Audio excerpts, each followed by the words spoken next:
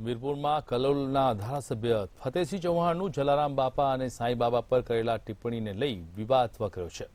જલારામ બાપાના સંત હતા, જેમ કે લોકોએ ભગવાન બનાવી દીધા છે, અને સાંઈ બાબા મુસ્લિમ હતા, તેવા વિવાદિત નિવેદનોથી લોકોમાં રોષ જોવા મળ્યો છે। લોકોની એવી માંગ છે કે ફતેહસિંહ ચૌહાણ જાહેરમાં આ બાબતની માફી માંગે, ત્યારે વીરપુરના ગાદીપતિ રઘુરામે આ બાબતે હજુ કોઈ નિવેદન આપ્યું નથી।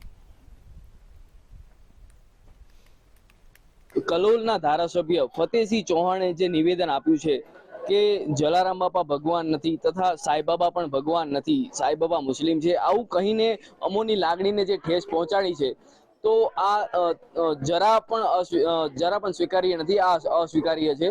તો સમગ્ર વીરપુરના વેપારી સંગઠન જલારામ બાપાના ભક્તો અમારી એવી માંગ છે, વીરપુરના ગાદીપતિ શ્રી રઘુરામ બાપા જે નિર્ણય લેશે, એમની જે ઈચ્છા હશે એ મુજબ અમે વીરપુરમાં આક્રોશ વ્યક્ત કરીશું।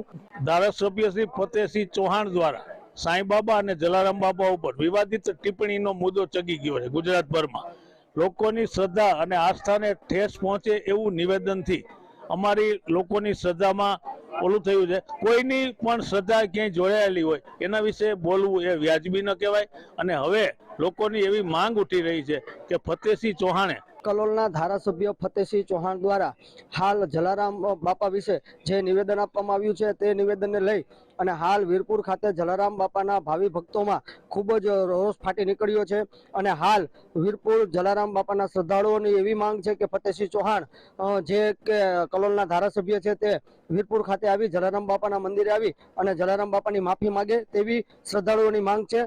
પરંતુ એક બાજુ જોઈએ તો વીરપુર જલારામના જે જલારામ મંદિરના ગાદીપતિ છે રઘુરામ બાપા, તેમના દ્વારા હાલ કોઈ નિવેદન આ ઘટનાને લઈને આપવામાં આવી રહ્યું નથી। સંજય જોટંગિયા, મંતવ્ય ન્યૂઝ, વીરપુર જલારામ।